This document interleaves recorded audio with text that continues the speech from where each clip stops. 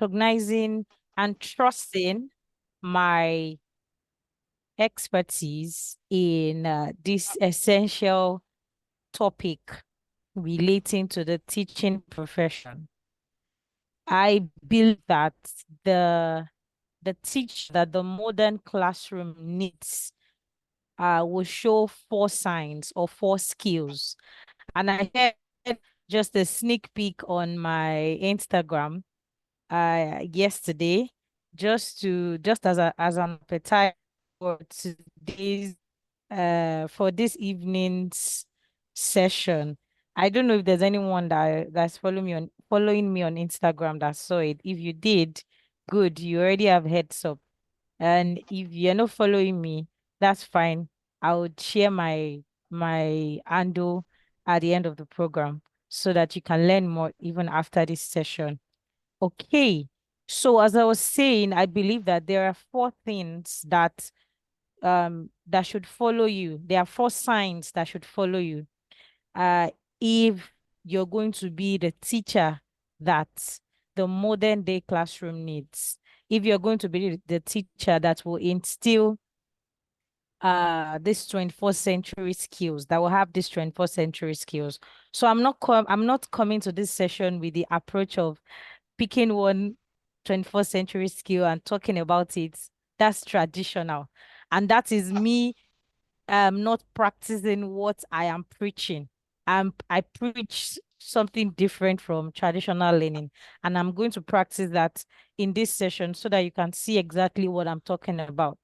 Okay, so let's get to it.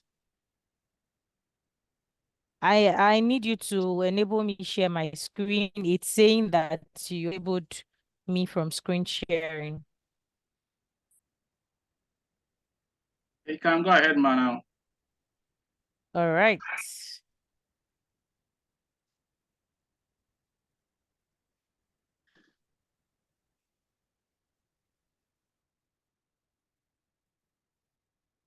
Hold on. Okay.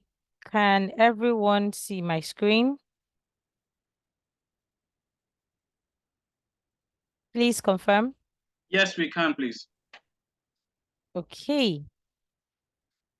Please confirm that I am not showing you my speaker notes. You are just seeing my slides, right? Yes, just your slides. Perfect. Okay. So there are four signs that shows that you are not an outdated teacher. What we're looking at today is the 21st cultivating 21st century skills so that you can be the teacher that is relevant for the modern day classroom, the modern classroom.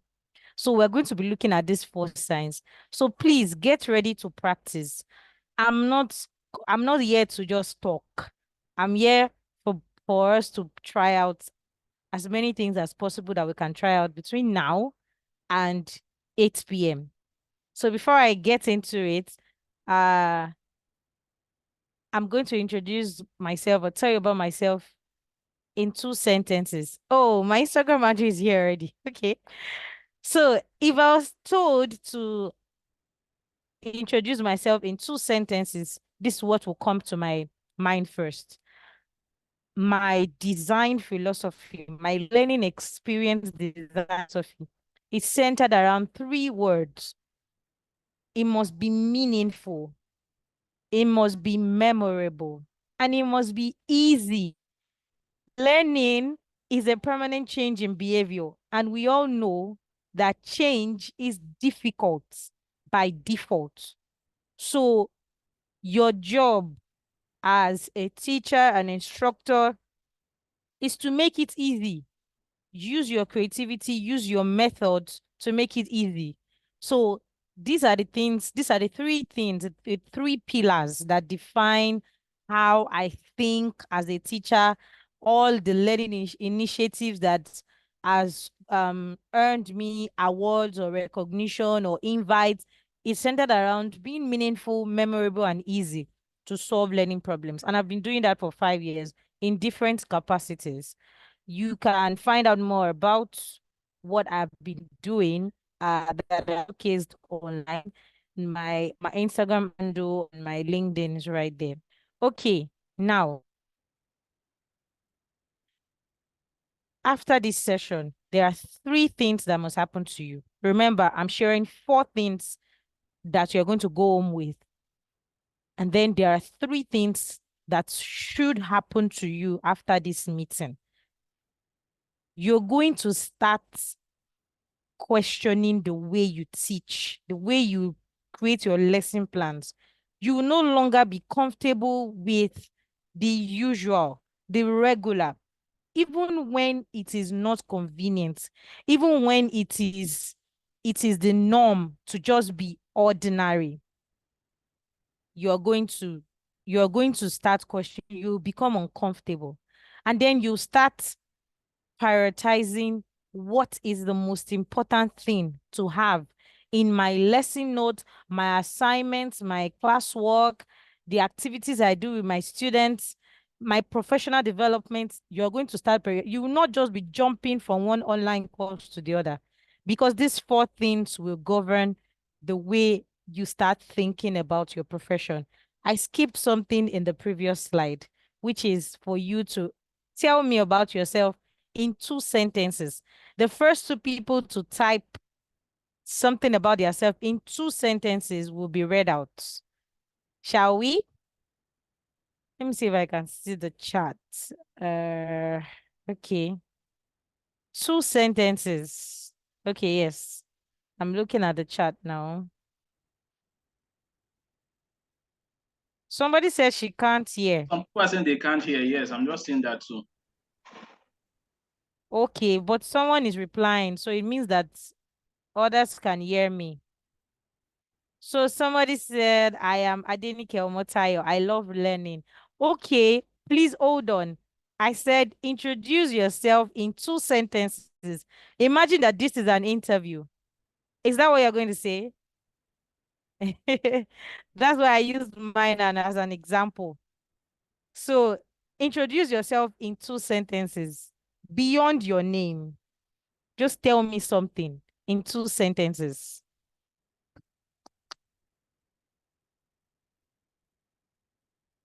Ganiyu, a lifelong learner. Okay, that's just one sentence.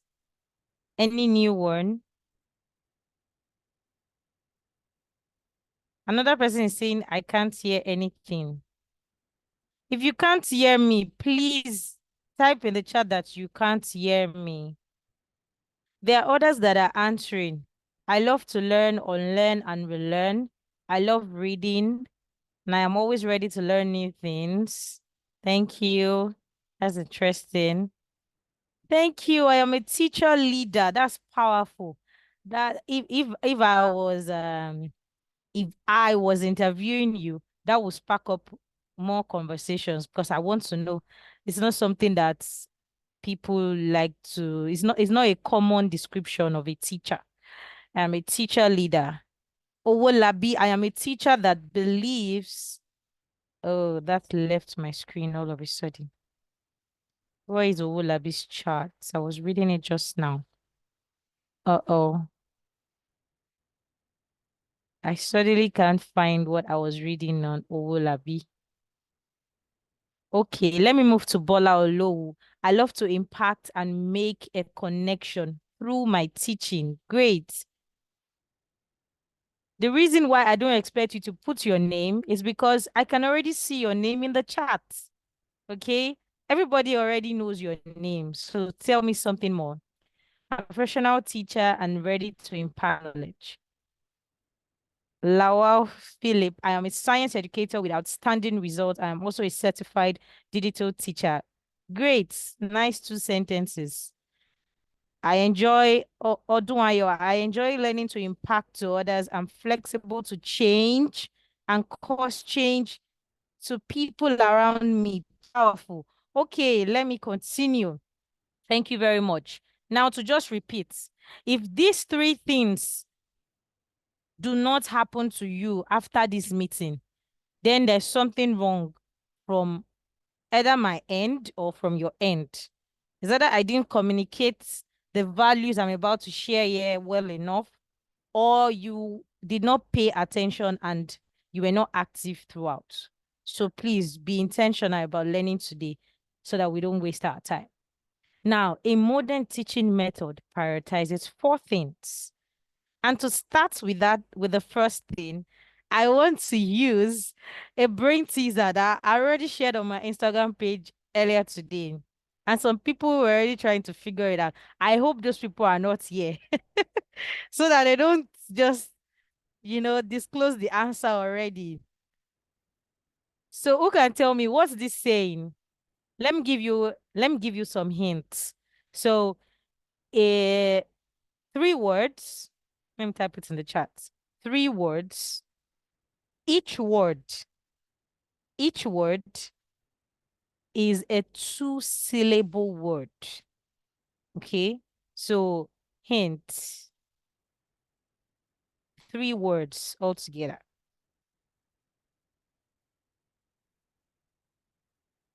Now, each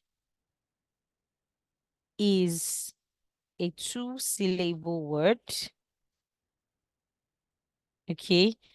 And when you read the three words together,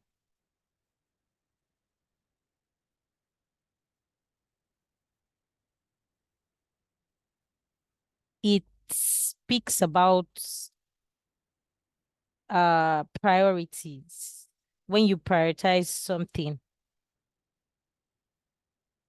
So who is going to be the first person? As you start giving me answers, I will help you until you get the full answer. Let's go. This should be fun. So who's going to try? So you start by saying con what divided by or all over con what. All right.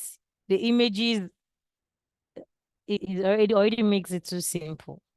So who's going to try? Going to try. Who's going to try? Let's make this fast.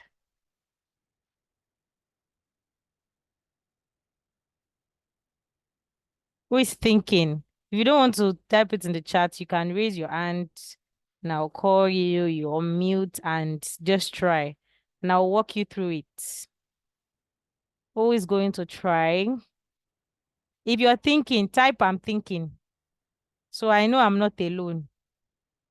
If you're thinking about it, type I'm thinking. Okay? Okay. Olabi, I'm rooting for you. Lawal, I'm rooting for you. Adefolalu, Eke Omadu, I'm rooting for you. Sochi said confidence. So the thing is that diffidence, there's nothing that relates to confidence on the screen. Don't overthink it. So con what? Two-syllable words, remember. Confidence is three-syllable. Confidence. So it's two-syllable words. Two-syllable words.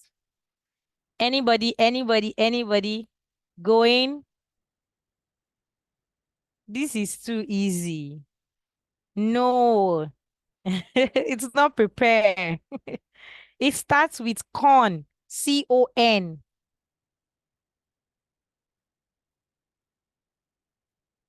It starts with con. Con something over con something. Two syllables. Coincidence. No. Competent. No. Connect. No, but you are close. Control. No. Contact. Very close. Very, very close. Mm-mm. I love what is going on. People are thinking. Mm-mm. Use the image. Content. Who said content? Hold on. Who said content? That should be. Who was the first person to say content there? Ah, the answers are just Person is coming in so Lawal. fast. Lawal. Lawal. Thank you, Lawal. You content right because that image is definitely a tent. So content. Nice thinking. Now, what's the image what's the word on top? Someone already got the one below. So that should give you a clue. What's the one Above.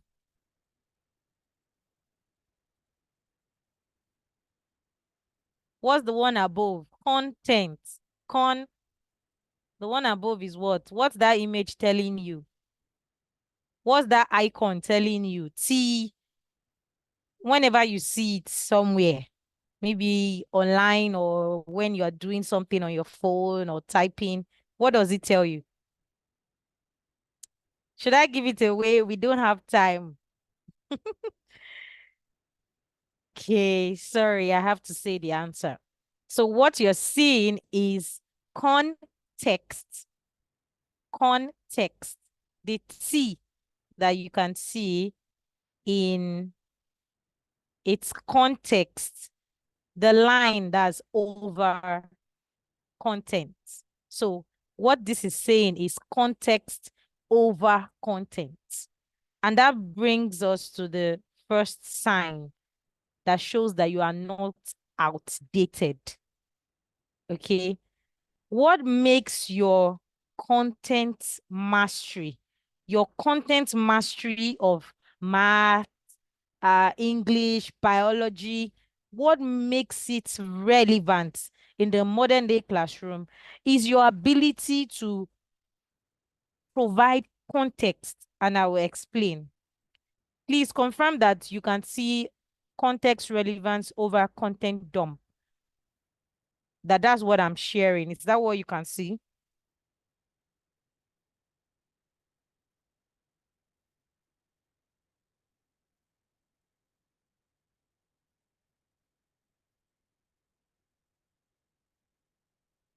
Okay. No, Ma, it's not. We are still seeing the first slide we are seeing, which is signs you are not an outdated teacher. Are you serious? Please hold on. So that means we missed out on the image for the game.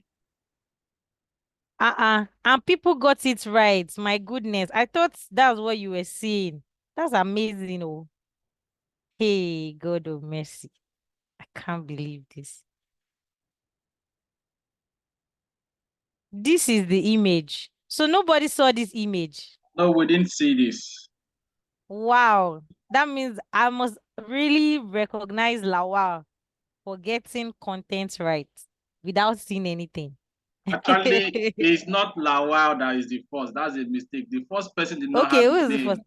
name. Is Oh, a phone, just a phone name, but no name. But Lawal is the person with oh, a name. oh, okay. But Lawal also said content. Yes, please. Okay, all right. Apologies, please. I'm sorry. Okay, so you can see it now. You can see context relevance over content dump.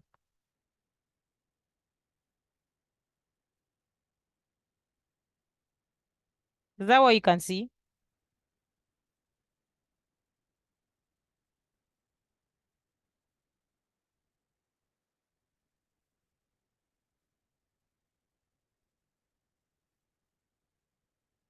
Okay.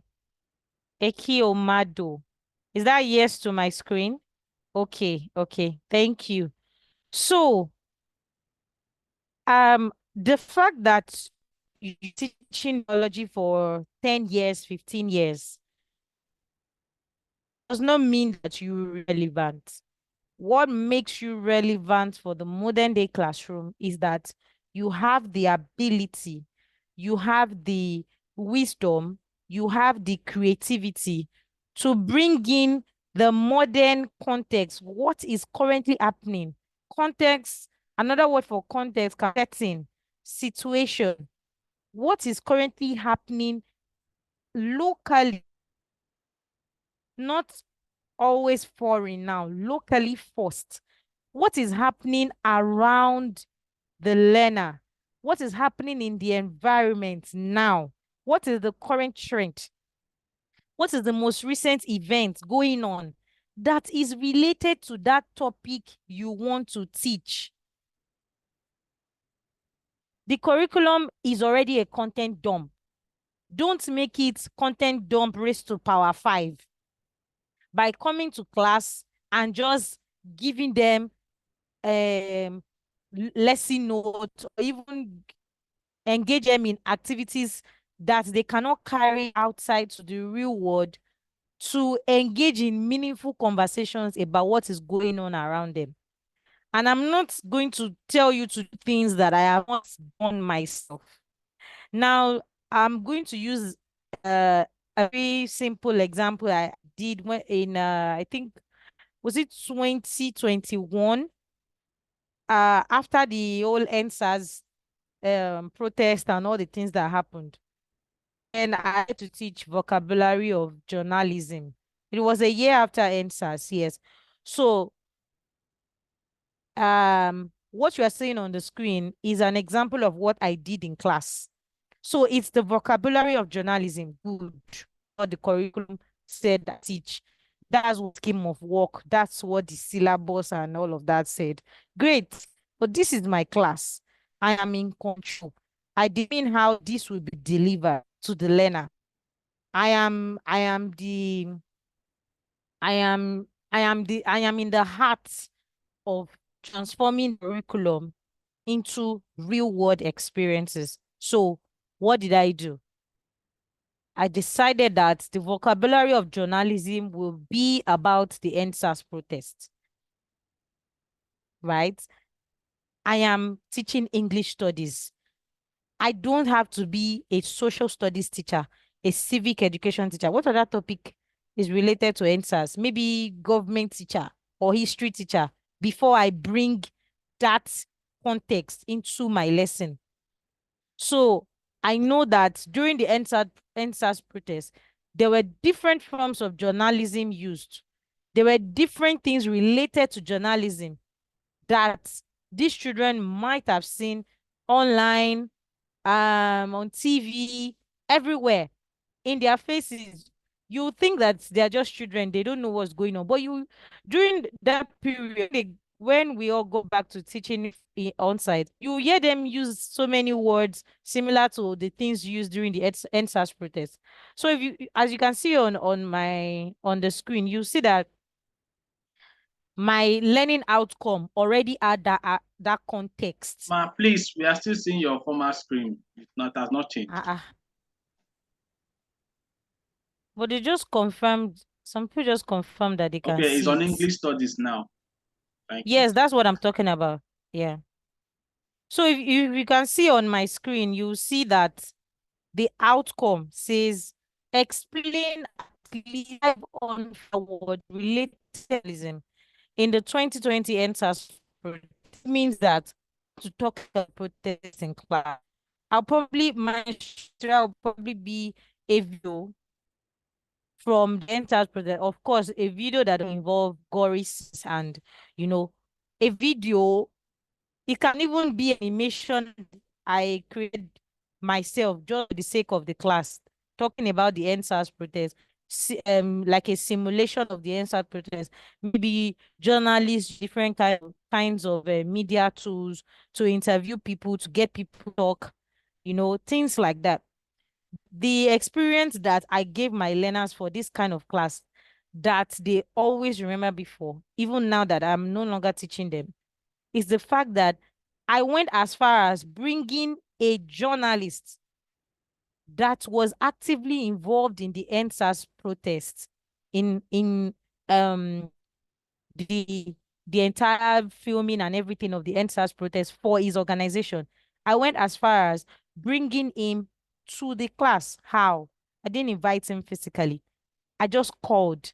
I didn't have a laptop then, and the school, there was nothing like projector or anything then. Even electricity was a problem. So I just did a phone call. And the journalist offered to be the one to call, that I shouldn't use my credits, for you to know how far I was willing to go. So the journalist called, we connected the call to a Bluetooth speaker, and he was talking to them. As he was talking to them, whenever he used a unique word about journalism, he would talk to them, he would tell them the meaning and how he uses it in real life. The number one, class control was sorted for me. Number two, my talk time was reduced. So it wasn't just about me coming to class to talk or telling them to come to the front of the class and start spelling, spell journalism, spell, which other word relates to journalism there. They didn't even have to do all that because they were at it was a journalist the context does to your class. Then the classroom needs context relevance, context mastery. So I'm going to ask you now, what is that topic that you are about to teach? What are the things that are happening recently, or even if it is in history, that should be brought into that topic? That's the kind of question you should ask yourself.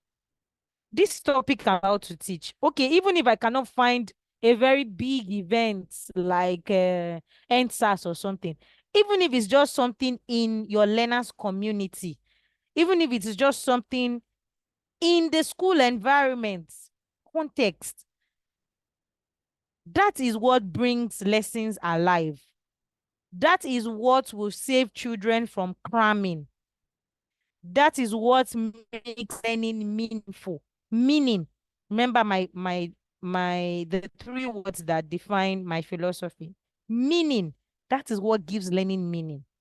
How many of us remember the way, I don't know if everybody here, if we all went to secondary school at the same year, but do you remember writing biology notes in secondary school then? Did anybody use essential biology here? Did anybody use essential biology when you were in secondary school? Yes, we did. Did you remember the trauma of writing notes from essential biology? That did your biology teacher ever tell you to go and he will just tell you to come to the lab, explain, then he will tell you to go and write the notes from essential biology. You will draw, you will write the notes. Ah, Eki Omado is laughing. Thank you. Oh. Please, I just hope that there's no biology teacher here that is doing the same thing. Bring your lessons to life with context. Context will reduce your work, and you cannot bring context relevance into your lessons if you are not if you are not out there, if you are not on social media, even if you are not going to be posting, get the latest news. Get the latest news, find out what's going on, follow organizations that will give you the, like World Economic Forum. Follow organizations like World Economic Forum, follow organizations like Arise News, people that will give you the latest, so that you are not bringing out, you are not raising learners that when they get out there in the real world, they are just lost. They have the knowledge, but when they get into context, they are lost because they were not taught with context. That's what's going on. You have filled them up with able to survive learning using cramming, la cram, la pour, the intelligent ones that managed to understand. They understood only to pass exam. They understood only to win a competition. Now they are out of your radar. They can't put it into practice. Techno, I wish you used your name. Oh, Techno KH6 is saying that's why I failed biology throughout my secondary school. That is why I know someone that failed maths. She failed maths in SS1. They made her repeat. This is somebody that had A1 in literature. Do you know what it means to have A1 in literature? This same person had 47 or so in maths. She repeated SS1, and at the end of the day, still failed WAEC. So what was the point of making her repeat SS1? Content dump. No context. Oh Sometimes well. the content, the I only need to contents you even need to bring in is exam context. When you are teaching an exam class, make sure you are teaching them in the context of examination. Bring timed conditions. Set a timer on the wall when they are when you ask them to come and answer questions. Don't just come to class and be reviewing past questions. Set a timer. Who can answer this question in 10 seconds? Because you know that that's what they'll be expected to do in exam conditions. So you train somebody for jam, you lecture someone on jam, and then they get to the exam and they fail woefully. You think it's because they don't know the answers. It's a different situation, it's a different text. You didn't train them for that context. So I've already told you what to do. Pick a topic, think, find out as you are gathering content. Think about what is currently happening. What is the context that I need to bring into this lesson? Insert it into your learning objective. Put it in your notes. Put it in your assessment, the assignment for them, the classwork you're giving them, the class activity. Put it into it. Uh, I hope I'm helping somebody here. I hope I'm helping somebody. I hope somebody is getting something here. If you're getting something, please say yes. Please say yes. Thank you, Bola Olowo. Now, let's go to the next thing. Um, can you tell me the difference between these two contents that you are seeing now? So we have moved from context relevance over content dump. Now, look at these two contents. Can you tell me the difference? Just tell me, how will you describe the difference? What's the difference between this one that has photosynthesis, biochemical, blah, blah, blah, blah, blah, blah, blah, blah, blah, blah, water in the presence and chlorophyll, and this one that has photosynthesis is how plants make food using sunlight. Then there's a sunlight icon. Is that what you can see? If that's what you can see, please tell me the difference.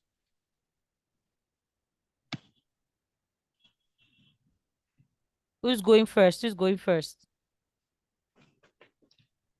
Please, please go ahead. Go ahead. If you want to speak, please, I want to hear someone else's voice. It's only Godson's voice I've been hearing. Godson, please, can you help me manage that?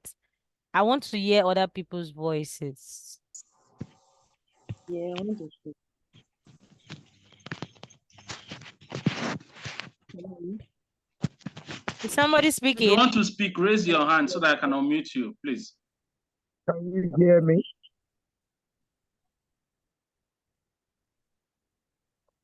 Can you hear me? Okay, somebody is speaking and someone is raising their hand. Which one should we go for? Techno Please, can you K, hear me? Ogun, Francis, Sholanke. Are you, are you the one speaking? We can hear you. Okay. What I will say concerning these two from experience when I was growing up, I found it hard for me to read textbooks that deals with drawings and pictures Okay. more fascinating than just writing. Those just pure writings. I will be like quickly exhausted and I will show no more interest in it. Mm-hmm. So the difference, it catches, and you remember Mm-hmm. than just work. Because it's not every one of us that is able to understand. So I believe the one that shows the Thank you. so Thank you. Thank you. You've mentioned a very key word there. Quickly. Quickly. Thank you very much. Mary. Mary's raising her hand. Yeah. Yeah, the difference between the two to Elena, the one that is filled with pictures, after each illustration there's a picture attached, will be eye-catchy more than this one that is just words filled up. You just read and note again. You just Mm, don't mm, then the other one, you see colors, see painting. Maybe been mhm, watching this person did not know how to draw very well. mhm, Yeah, ladies are sitting down or still leave. They now like, let me read along. As mm, they are reading, is now making sense to you. And you mhm. are concentrating more than this one. Okay, let me copy for her now. This one plain. Oh, I love the way you talk. Than Yes, both of you are absolutely correct. Let me read one or two from this. It says the first one is in abstract doll, while the second one is more colorful with pictures to illustrate the context in a concrete form. Thank you. Which makes the lesson more fun and impactful. Thank you. Makes learning easier. Thank you. Keyword easier. More understandable. Thank you. There's one more keyword that no one has mentioned, and that is it broke the entire content into bite-sized chunks. I'm going to put that in the chat. Bite-sized chunks. And this thing means micro learning. Can somebody just type micro learning in the chat? Type micro learning. Let me know that you got that right. Micro learning. Micro learning. Yes, micro learning. So the thing is that a textbook, in fact, the people that pass down teaching to us, our lecturers, teacher training institutes, they pass down content dump, cognitive overload. They pass it down to us. That is the way we were trained in school. As many of us that studied education, you know what I'm talking about. When I was in year 2 in the University of Lagos, any Akokites in the house, I was able to do about 13 courses. I think 13 in one semester. And I still had courses that I had to go to the Faculty of Arts to take. And the thing is that that's the way we trained. We were trained. They taught us what cognitive overload is, and they use cognitive load. That's just the blunt truth. So they didn't practice what they preached. They taught us that cognitive overload is not good for the learner. And when and we as the learner, while we were in training, we were giving cognitive overload. We cannot give it is abundance of the art that the mouth we speak. It is what we have that we will give.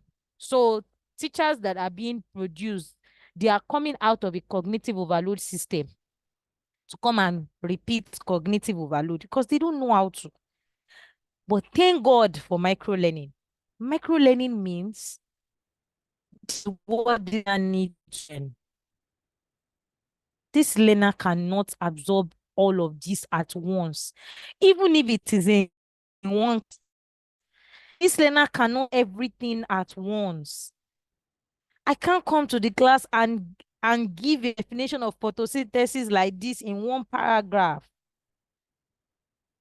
The modern classroom needs bite-sized chunks of key points, key things that this learner must not forget, things that this learner will definitely find in the exam, things that this learner will definitely see in the real world, things that this learner will be tested on, maybe in assignment, classwork, things that are necessary and essential to achieve the learning objective. So for instance, if the learning objective is that at the end of this class or by the end of this class, the learner will be able to uh, explain how photosynthesis works or how photosynthesis happens. Now, in explaining, maybe you add a using a live plant. Maybe you expect the learner to look at a plant and start explaining. Look at the content on this side. You will see that there are so many unnecessary things there. They are correct. But there are so many things there that are unnecessary for the learner to take in to be able to achieve that outcome.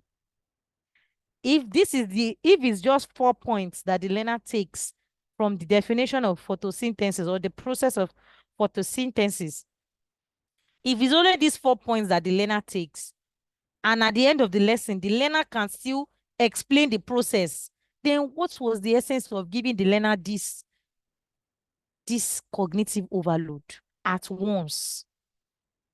The modern classroom, the modern learner, Gen Z, Generation Alpha, what they need is micro learning. Now I understand micro learning might not work for every single topic. Micro learning can be very difficult when you are teaching a complex topic. Chemistry teachers, hello. Physics teachers, hi. It's really difficult because they are really complex topics, especially for senior school. The corporate year would be to combine micro learning with activity-based learning, with project-based learning, with other forms of learning, instead of just into they know everything. No, they must even your is already the learner's brain is already turned off because of your notes. So you are leaving this session today understanding that as you are creating the next set of plans you will be creating, you will be conscious of micro learning. You ask yourself, these notes that I want my students to take and that I want them to have access to after this class, how to break it down into smaller chunks, step by though it is one less 40 minutes. How can I break it down? What are the things that they must not forget? I'm not about definitions now. You can, friends. If you want to take a screenshot, I will download the PDF and share so that you can always maybe look at this picture to do the same on you. And if you want to start practicing it right now, if you want me to give you a feedback right now on a complex definition, it turned into micro learning. Paste the complex definition in the chat and paste the micro learning chat, and I will feedback immediately I see it. So let me move on. So you can see everything I've been talking about. This is it here in pictures. Imagine asking when you don't do micro learning, which is what we have all been doing all these years. This is what we have been doing. You bring the entire pizza into your learner's mouth, and then what your learners have to do is to cram, is to do rote learning, is to cheat. They have to cheat. They have to take expo into the exam hall because that's the only way they can remember own without your assistance. But if you break it into bite-sized chunks, that's one thing my learners love me for. They will say, I was a Sheyemi then. They will say, Mrs. Sheyemi's English note is very easy to write. It's very easy to understand. It's very easy for me to find something. If she tells us, go and in the last class, we've talked about conjunctions before. Who can tell me the examples of? They know it's very easy for them to scan through their notes to find a particular key word or key point I make reference to in another lesson. That's the beauty of micro learning. And you can apply it both in your notes, your instructional materials. Don't bring instructional material. You say you are using what they call that thing now? Flex as your instructional material. And on the flex, the one side has pictures, the other side has a long paragraph of text. You now hang it on the wall, you are now reading it out. And you say it's instructional material. Come on. It's just an extension of note on a flex that you have printed out or you have told the learners to go and print out. That is not an instructional material. Even in your classwork, your assignments, your exam questions, use micro-learning. You might need to read more about this for you to apply, but I hope that I have awakened your curiosity about micro-learning. If I have done that, please put it in the chat. I am curious. Say, I am curious. I am curious. I'm curious about micro-learning. Now, the next thing, which is the third, I'm happy we are almost done. The next thing now is that the modern classroom needs AI. Okay? Forget about all these people telling you that don't use AI. AI shows that you are not creative or whatsoever. See, you you are the intelligence in AI. Artificial intelligence, right? The modern classroom needs AI combined with your emotional intelligence and your IQ. So when next you are using AI, remember that when AI is done assisting you, when AI is done providing content for you, maybe you want to generate your next lesson plan, remember that you still need to edit that lesson plan using your emotional intelligence. How is this content, how will my learners feel about this content? How will this content connect? How will my learners connect to this content? Is this content accurate? Is it correct? No, no, no, no, no. I know that this is not the definition of this topic. This is not the definition. This definition is too shallow. Now that's your IQ. This definition is too general. This definition lacks context. I need to edit it. Okay. So I don't know if we have enough time. I planned that I will share my screen and show you how to apply your emotion. Somebody's audio is on. I think it's the Ample Gate School. Your audio is on, so is yeah, thank you. So you your job as a modern teacher with 21st century skills, right? This is you combining digital literacy, creativity and imagination, critical thinking. This is you combining these three to make AI your power. Okay? Remember, I said you are the intelligence in AI. They released this video recently of this latest updates in I've forgotten the tool now, that can literally teach a learner and interact with the learner like a teacher. And I told myself, I said, you know what? Nevertheless, it is still based on my intelligence. There's somebody behind the scene that loaded this AI with content. There is somebody behind the scene that created the content that was used to train this AI. So it is still human intelligence behind the scene. So nobody is going to take my job away because I'm not going to relax on my intelligence. I'm going to keep working on it.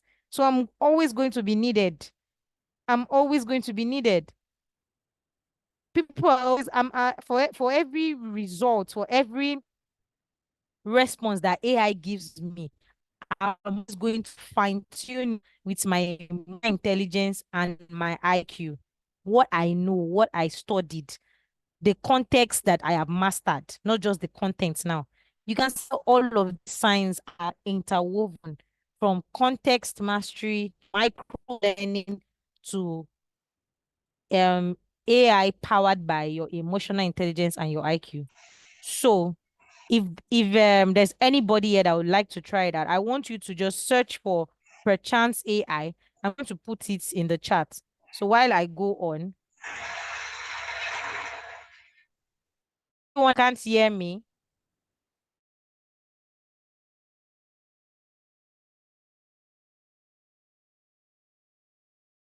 We can hear you, please.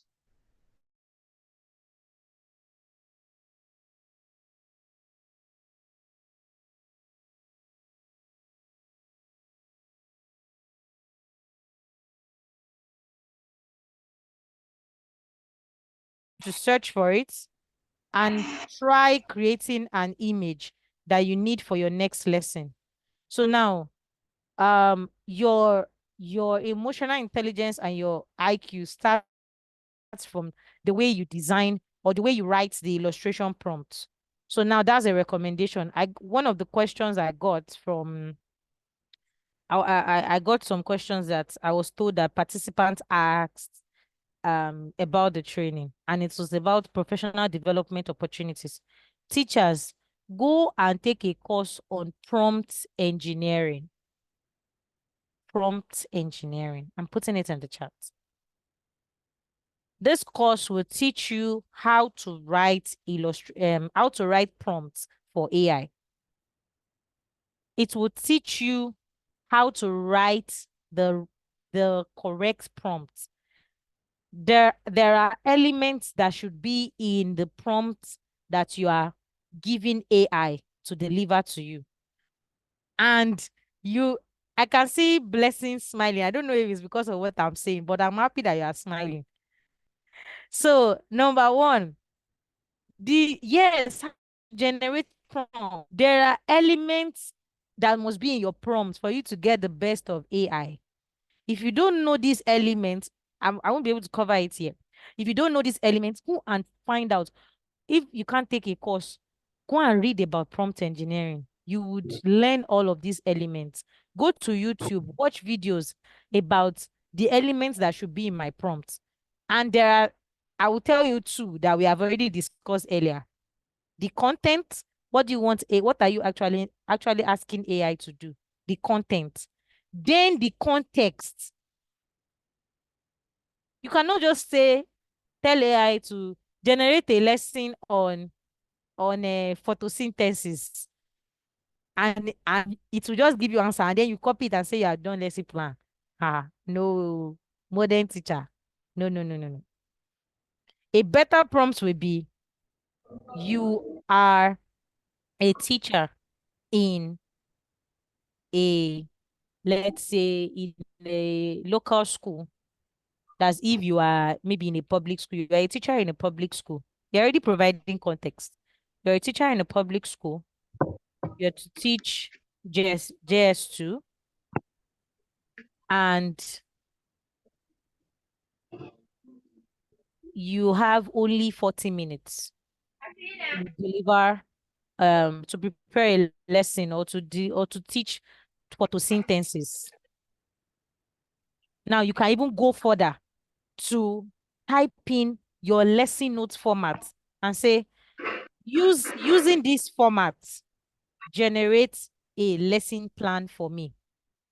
So what you want to do is that, for instance, now what the format I know is the Lagos State format. So in Lagos State, we have dates, we have, which you don't even need to include that anyway. So you have the topic, you have instructional materials, you have building backgrounds, you have I think previous knowledge, then you have the content, then you have presentation, or I think student activities, teacher activities. You are going to tell, thank you, objectives, thank you. You would give the AI all these formats in your prompts. Do you realize that your prompt has a you are free to use so many words in your prompt? I know some people say don't give too much information, but when it comes to lesson planning, I'm afraid you have to give enough details so that it doesn't give you nonsense. So after providing the context, you now go ahead and even give it an example using this format, so that you know that whatever result you are getting is going to be in your format. Now, when it gives you the format, when it gives you the answer, you now copy paste it on a document and start editing. For instance, if there are English studies teachers here, if you follow this thing I've told you, you tell ChatGPT that you are you are an English studies teacher in a public school, and you need to teach students on conjunctions for 40 minutes. Using this format, generate an engaging and interactive lesson plan. Then you put all the formats there from beginning to the end, even to assignments. when you see the contents that ChatGPT will give you on conjunctions, you too, you know that you cannot go to class with that type of content because it will lack context. You need to recreate that content part. That's the part that you will do on your own. But it will have already helped you. In fact, you will be amazed by the ideas it will give you for classroom activities, all of that, because you have already worked on the prompts. If you can master prompt engineering, you have mastered using AI in the classroom. So now to the last but not the least, the affective domain. I want to ask a question. Why is it that all our learning objectives, why is it that most of them, they don't usually have affective domain? You rarely see a learning outcome that says at the end of the lesson, students will feel confident about writing or speaking on or speaking about journalism. Don't you think that it should be part of the outcome? Doesn't that tell us that we are just teaching these children for them to pass exam or to win a competition? Not necessarily because we want to build that affective part of them. Why?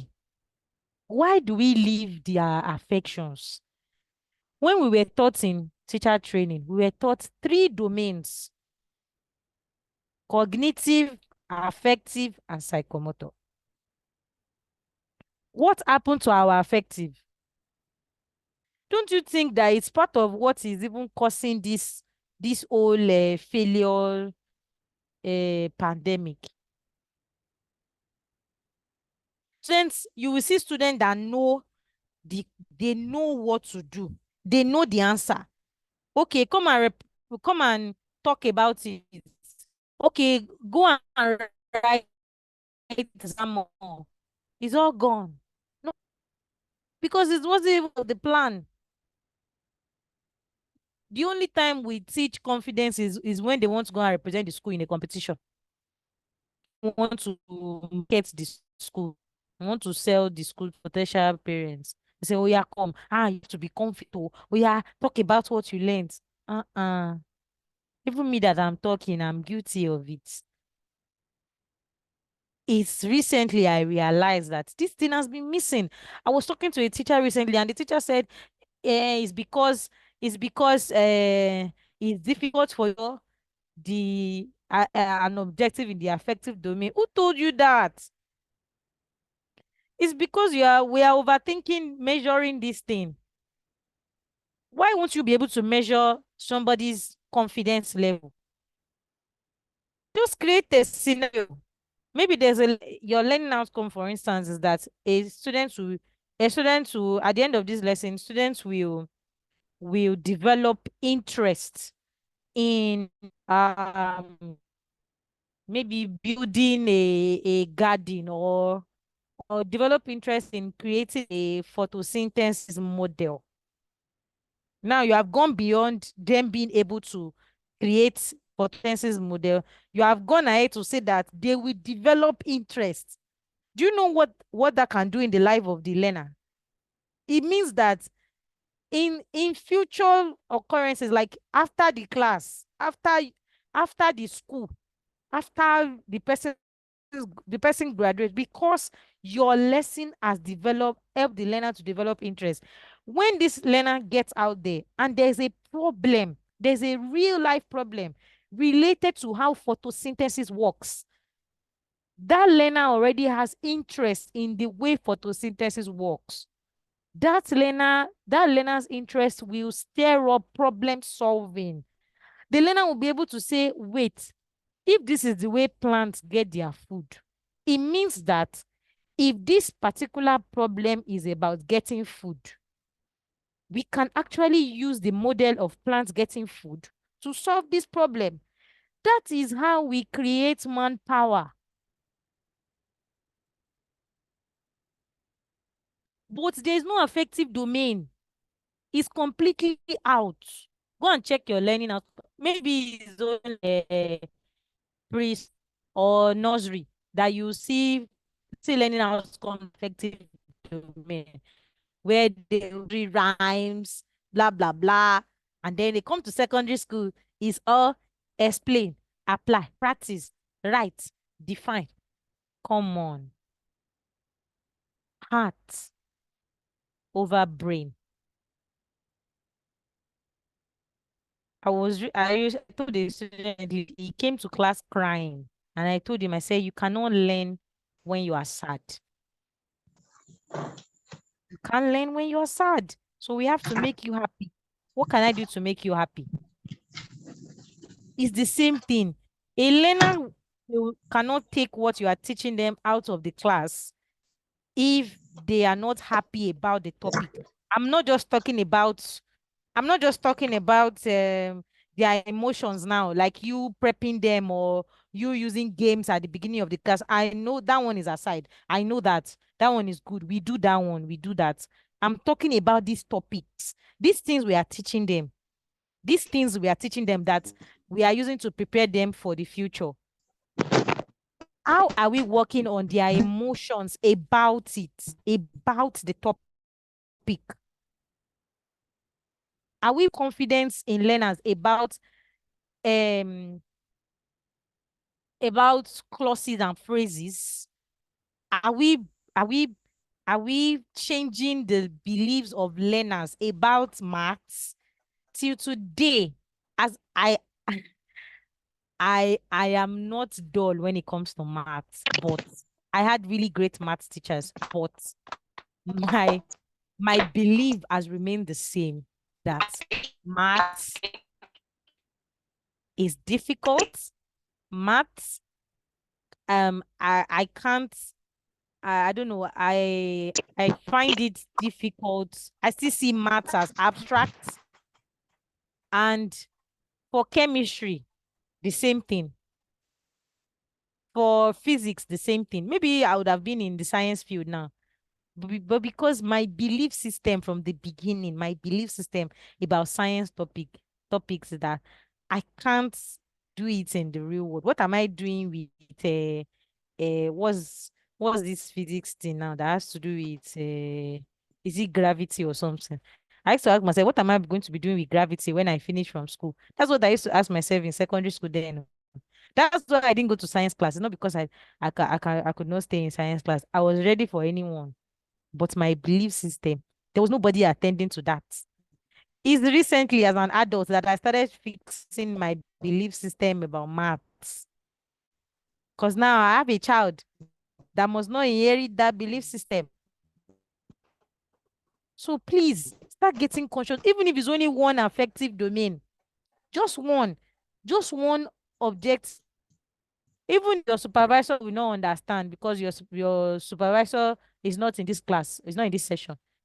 If it's going to cause you too much problem, but for including it in your too much shalaye, for including it in your lesson plan, keep it in a piece of paper that you will put in your book, in your lesson notes, so that when you open your lesson notes in class, remember that as I'm teaching these children to explain for the process of photosynthesis, I'm also building their confidence. I'm also arousing their interests. I'm also motivating them to go and find out more about photosynthesis. So I really hope that I have done justice. And I really hope that the three things that I said will happen to you at the beginning of this session, I really hope that it has started happening. I really hope that I have awakened your curiosity and it will not end here. I hope that you will not just listen to all that I have said here and just let it go. Somebody's audio is on. I hope that you have questions for me that I can answer here and that you can send to my DM on Instagram at abisayo.a or on LinkedIn Bisayo Adewale for me to answer. And I hope that you will not stop learning. Thank you very much for having me. So I'll have questions now. Thank you, ma. God bless you.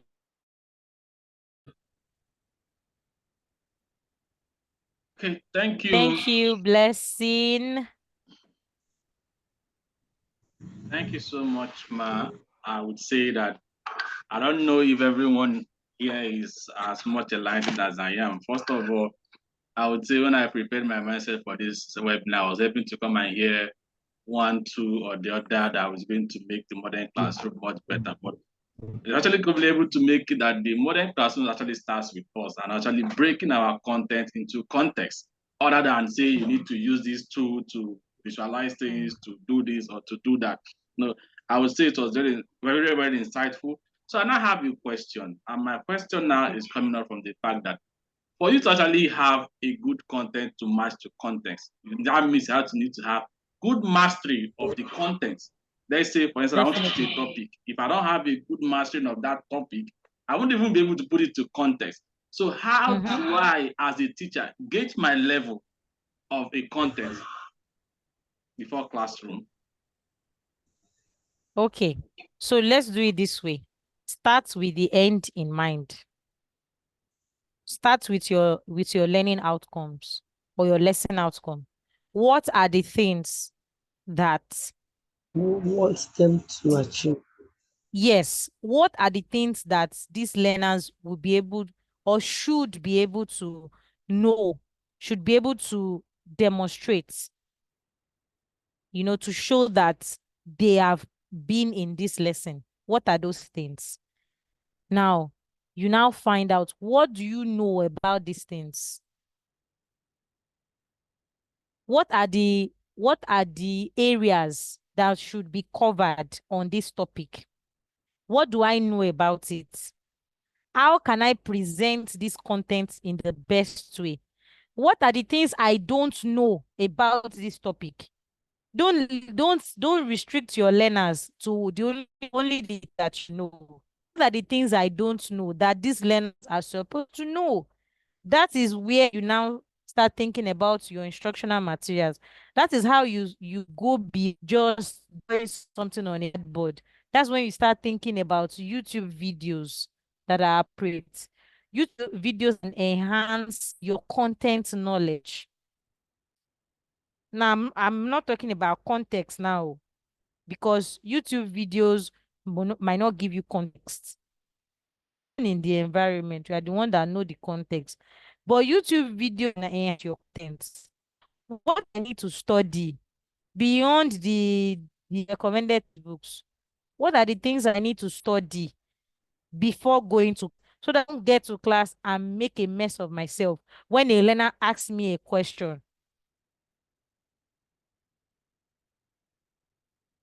What are the um what are the tools that I'm going to use alongside what I already know about this content in biology, for instance? You can even go as far as collaborating with another teacher.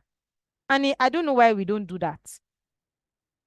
As an English teacher, I've collaborated with the science teacher most times when I'm teaching vocabulary. When I'm teaching any vocabulary that's related to the science aspect, I know that my content mastery in a science related vocabulary cannot be so great, cannot be as great as that of a science teacher. So what do? I know that there might be some part of the words in that vocabulary, maybe vocabulary of, I can't think of a word in science now, that I know that they might have learned in science class, in basic science class. Even if they have not learned it, the basic science teacher will know about it more than me, because that's what the basic science teacher studied. Me, I studied English. So I sometimes I design my lesson in such a way that the basic teacher comes to class with me and just takes me 2 to 3 minutes using our own or his own instructional material to talk about those words. So when it comes to content mastery, the reason why I didn't dwell on that is because I don't expect that there should even be a teacher without content mastery. I don't expect. Why are you even teaching, please? If you don't have content mastery, how did you become a teacher? If you don't have subject mastery, please. please.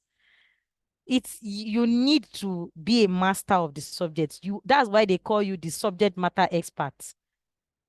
So these are the questions you need to ask yourself. In the learning, start with the learning outcomes.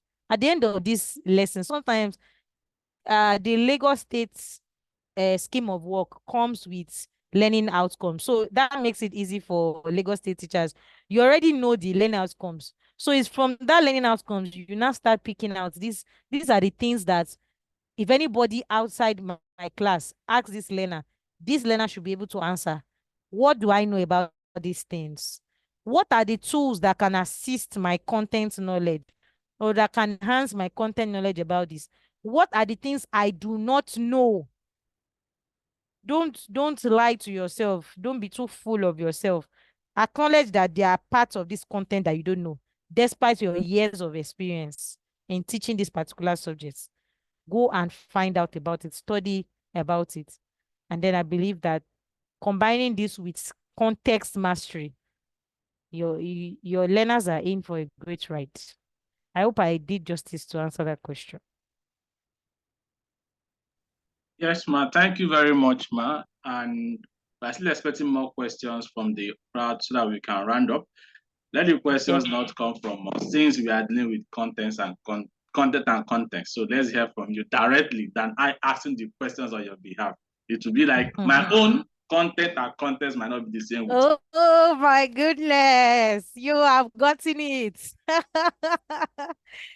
Gotten, you have gotten it. That is it. That's the whole point. Your context is different. That is it. Oh. Please, you can type it in the question in the chat box. You can raise your hand. We will unmute you to speak while we are trying to round up. Thank you. Okay. So while we are doing that, I have shared in the WhatsApp chat our WhatsApp teachers community. For those of us that are not members, you can join. And also we have our Instagram handle at Modernize Foundation. You can join us there too. So someone is saying We have two people. Two people raise their hands. Okay, let me unmute them. But I have a question on the chat box before I do that. The question is, can you explain more on perchance AI or purchase AI? I don't get it, but please, Adedotu, can you rephrase your question so that I can get you correctly? Thank you. Mr. Okpe Aremu, please, you will be speaking now, just a minute. I think I can see your hand. All right, good evening, Mrs. Aremu, actually. Sorry, Mrs. Aremu, thank you. Thank you. And thank you very much. I want to say thank you to the for a job well done. I'm happy we're beginning to have teachers like you. I just wanted to say that another aspect that I think the teachers have to really focus on is the place of personal research. I guess a lot of us don't go beyond the textbooks we have. Many of us are too lazy to go beyond that textbook, and honestly, it's not paying well. There's so much online.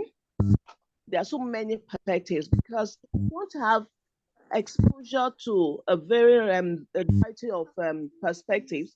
It will be difficult for you to micro teach, to bring down the content, to bring down to the level of the children or the students. You know, you are going to teach, and honestly, this is where I have a personal preference for exotic books, for foreign books. People kind of criticize me, but I like these people break it down. Can we learn from them? We don't have to be so wordy. We love being so wordy. I tell my school, you are doing a primary 4, primary 3, primary 2. Notes in times like this. Notes. Believe in notes. In fact. To the class, teach what you're supposed to teach. Do use infographics. You can use mind map, you can use flowcharts, you can use anything. Rather than I so much hate notes. I detest notes because it's too wordy. Just like you said, what we were taught in Faculty of Education and not just in the university, as a matter of fact, is what we're passionate about, but we can change. The narrative can change, honestly, with us. Yes. We appreciate you, and please just hone that aspect of research. If you don't do research, you can't have ideas. Thank you. Thank you very much. That was apt. 100%. That's why I mentioned that you need to ask yourself those questions. You need to be honest with yourself. What are the things I don't know? What are the things I know? And what tools can help me? And that reminds me, there's another tool that can help you with research, and that's Perplexity AI. That's beyond ChatGPT now. So what this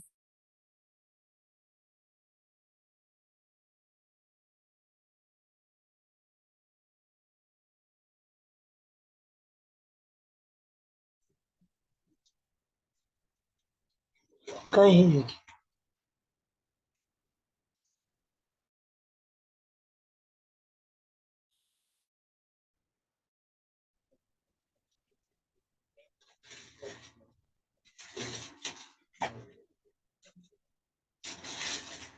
We can't hear you. Is it from me or?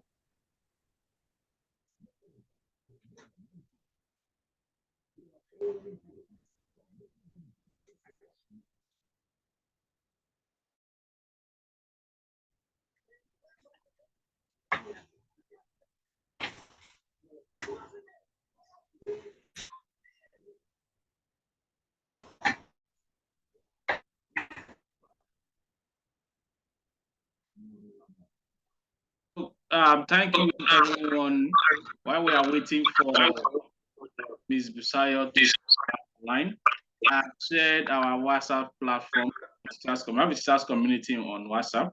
I've shared the link on the chat box. Also have an Instagram page at foundation.org. You can follow us there.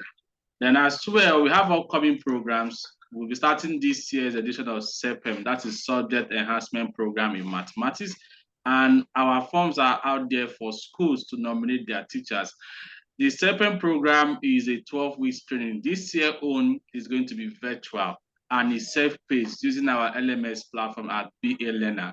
Then we will have a weekly community meeting where we will have assessment and also have discussions and question and answers to take.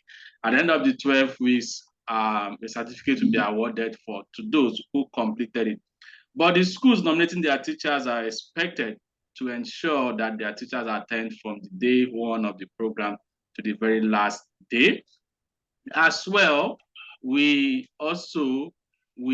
have gifts for participation for this webinar. I know we've announced earlier that for those persons that invited the highest number of persons, we have a laptop bag for you.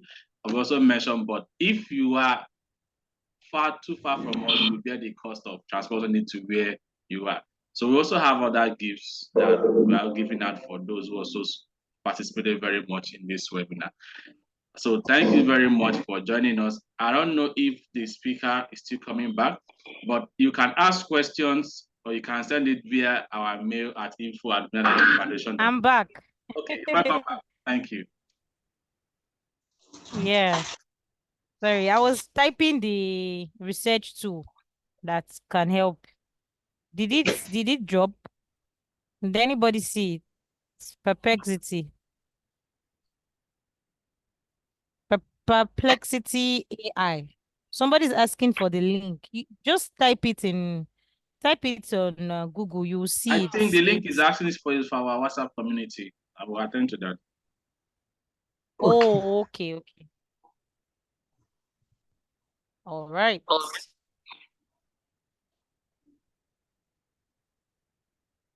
I think I've answered. Okay, somebody said, can you explain more on Perchance AI? So Perchance AI helps you generate images So for there's your instructional material.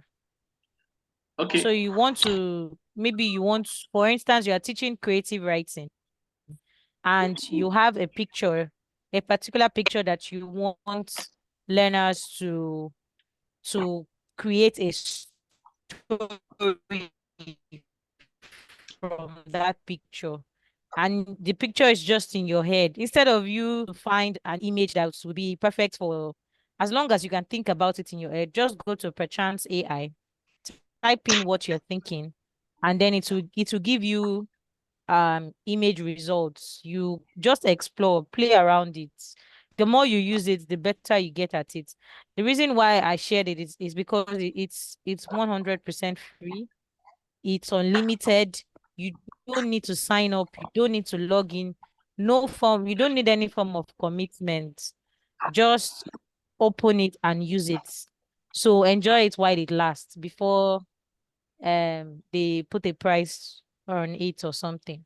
So Okay, I shared two tools, Chance AI and Perplexity AI. we have a question here from Lydia, and she's asking, please, how does context help students pass external examinations that require context?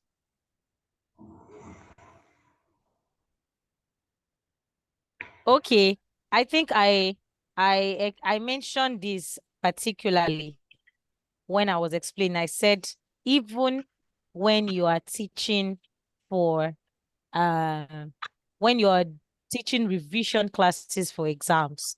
Did anybody remember that part of my conversation or my explanation when I said that even when when you are teaching, is somebody's audio on?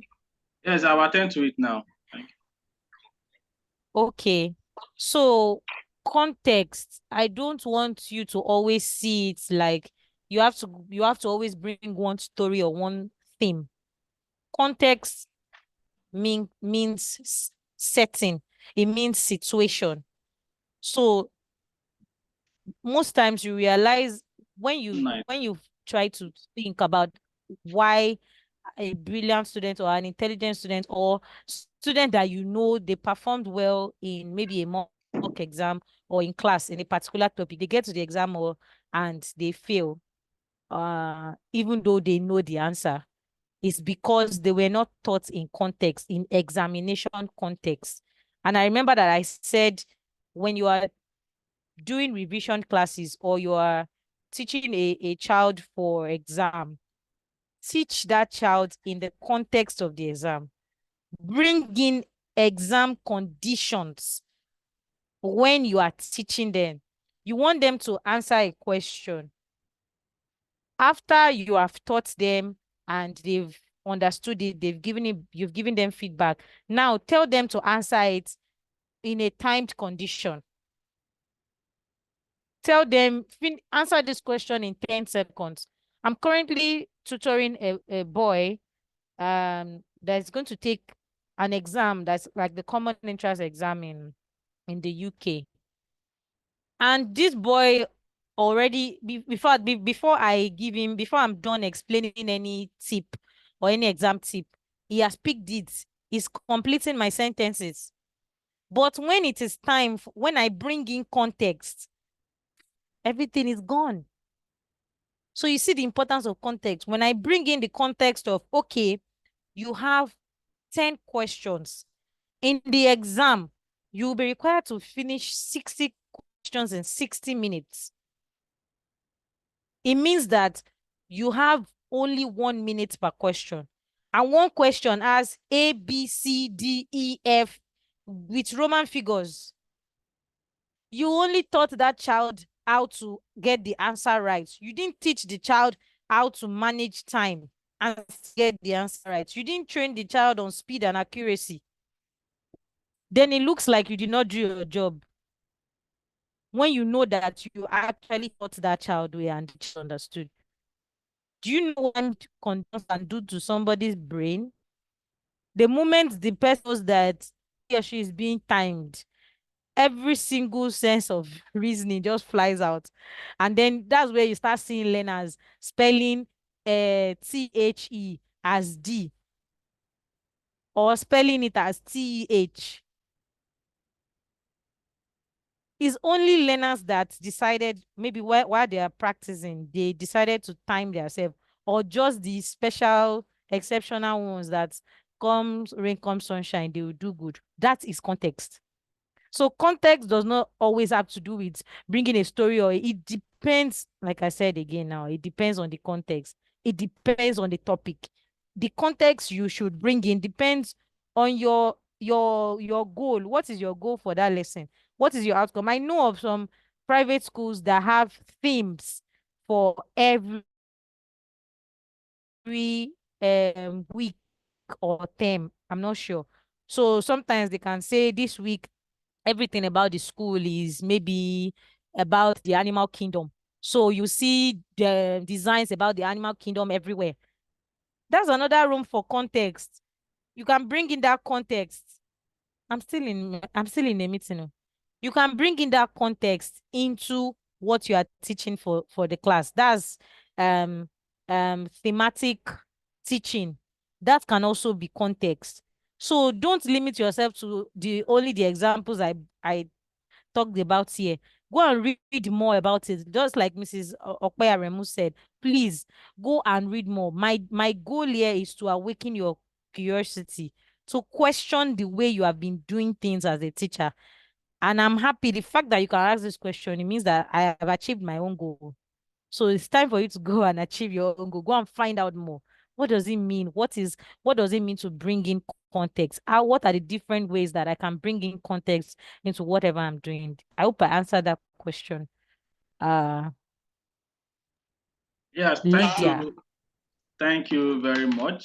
And we appreciate everyone for joining. Thank you, our, let's say, what's amazing word should I use? But I use all the exceptional words in this word to describe what you've done for us today. So thank you so much.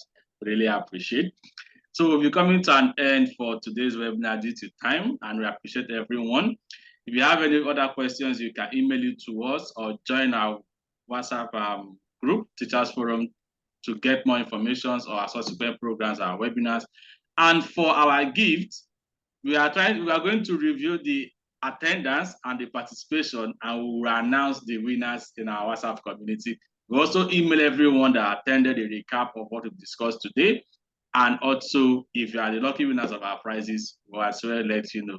But before we go, can we turn on our camera to take one? The thing is that, but just take a picture anyhow it's going to be. If you have light in your side, turn on your video. If you don't have light, just let your image be there. We would appreciate. Thank you. My own video is on. I think there should be a prize for first to turn on video. Okay.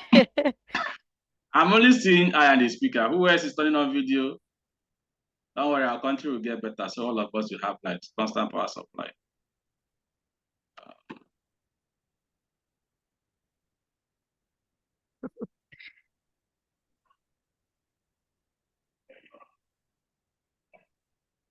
Please turn on your videos. Yeah, I can see a lot of faces now. Great. Say cheese if your video is on. I can see Gani. Gani, I think you should have won the most active person today. And Nike Omotayo is the first person to even join before me. In fact, I said there must be a gift for this. Okay.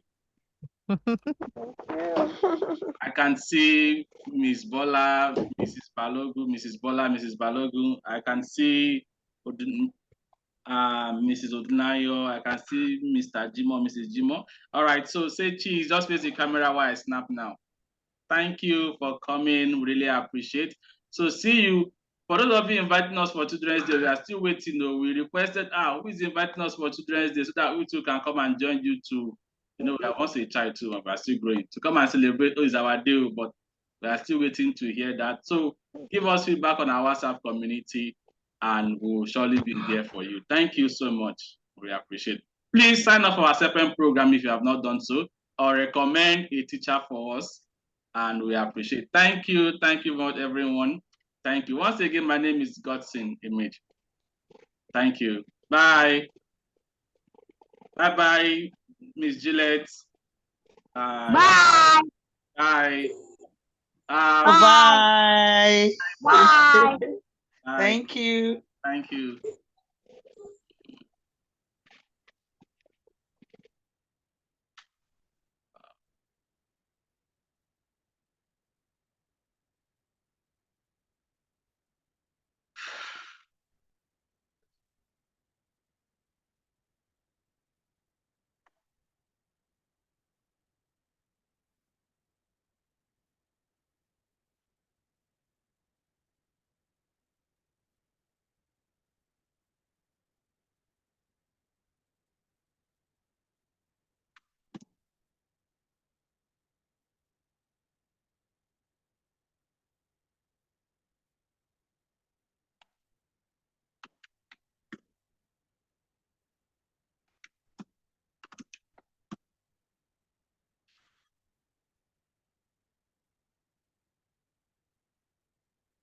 Okay, so the meeting has ended and we have to take our leave. Thank you.